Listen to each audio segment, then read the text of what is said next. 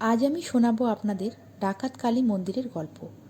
প্রায় 500 থেকে 550 বছর আগে সিঙ্গুরের ডাকাত কালী মন্দিরকে ঘিরে রয়েছে নানান ইতিহাস। ডাকাত কালী মন্দিরের উন্নয়ন কমিটির সম্পাদক মদনমোহন কোলে তিনি বলেন, মা সারদা অহল্যাবাই রোড হয়ে হরিফলের দিয়ে দক্ষিণেশ্বরে অসুস্থ রামকৃষ্ণদেবকে দেখতে যাওয়ার পথে ডাকাতদের কবলে পড়েছিলেন। ডাকাত কালী মন্দিরে এক রাত্রি যাপনও করেছিলেন তিনি ডাকাতের কাছে খেতে চেয়েছিলেন। তখন ডাকাত সর্দার গগন ও রঘু ডাকাত নামে এই দুই ডাকাত মাকে চাল কলাই ভাজা খেতে দিয়েছিলেন।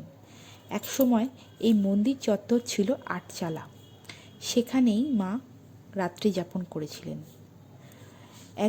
সেই দিন মায়ের পিছনে থেকে কালীর ছবি ভাসতে দেখে ডাকাতেরা তার নিজেদের ভুল বুঝতে পারে এবং মাকে সসম্মানে অসুস্থ রামকৃষ্ণদেবের কাছে পৌঁছে দেওয়ার দক্ষিণেশ্বরে। তিনি আরও বলেন, আশেপাশে গ্রামের মানুষেরা কোনো শুভ কাজে যাওয়ার সময় ডাকাতে কালী মন্দিরে পুজো দিয়ে যান।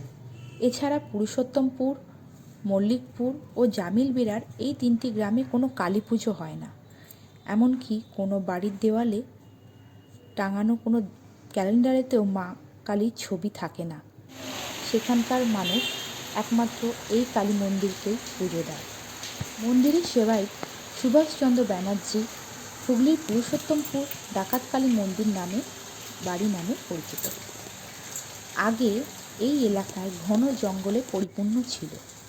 ডাকাতেরা ঘর প্রতিষ্ঠান করে মাকে পুজো করতেন। কোনো কারণে স্বপ্নাদেশে দুইজনকে মা বলেন, একজনকে বলেন মূর্তি করতে, অন্যজনকে বলেন মন্দির তৈরি করতে। মন্দির তৈরি করতে বলেন বর্ধমানের রাজাকে, আর মূর্তি তৈরি করতে বলেন চালপট্টির মোড়লকে। সেখানে 4 প্রহরে 4 বার পুজো হয়। ছাগ বলিরও প্রথা আছে। বাগদিদের দেওয়া জল মায়ের ঘটে দেওয়া হয় বছরে একবার। ঘট পাল্টানোর সময় কোনো মহিলা এই মন্দিরে থাকে না, শুধুমাত্র পুরুষরাই থাকে। মায়ের পুজোর প্রথম নৈবেদ্য প্রসাদ হলো চাল কলাই ভাজা।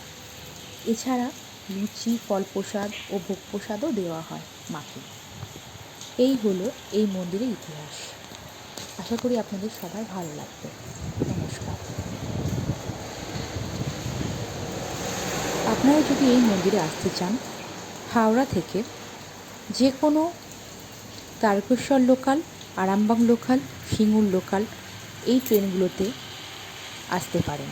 সিঙ্গুরে নেমে আপনি ওখান থেকে টোটো বা অটো যে কোনো মিনিট 7 পথ লাগলেই পৌঁছে দেবে সিঙ্গুরের ডাকাতে কালী মন্দিরে।